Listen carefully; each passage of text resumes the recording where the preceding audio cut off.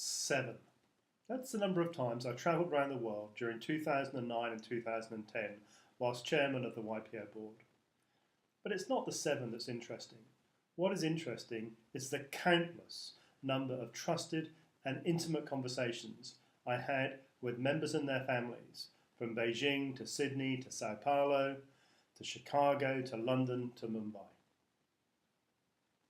When I look back on this period, I realise it was a very unique opportunity to look into the soul of our organisation and to see emerging a global community of CEOs. I also started to look for the underlying pattern or story that might sit underneath all these conversations from different parts of the world.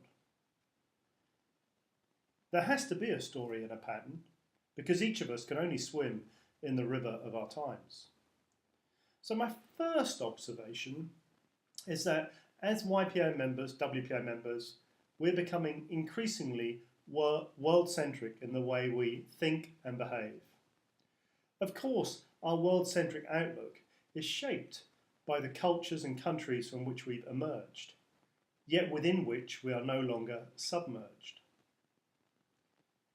You know, it's pretty tricky to have a world-centric outlook if you're still submerged within your own country and culture.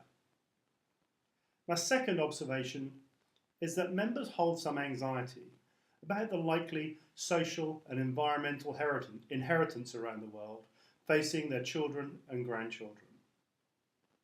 Yet also at the same time, unclear what each of them can do about this, both now and in coming years. Yet do something we must. The lesson I draw from this is that each of us should ensure that what we do nourishes who we are. For what we do shapes who we become. When I use the phrase who we are, what do I mean? I mean, what do I stand for? What are my passions? What's my area of genius?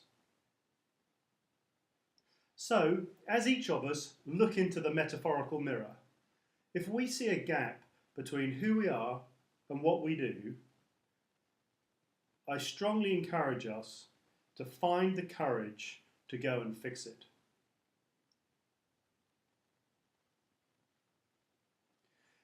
Which takes me back to YPO, because it is the safe place within a global community where we can each reflect on our own leadership journey and gain exposure to new ways of thinking, new ways of doing, and even new ways of being.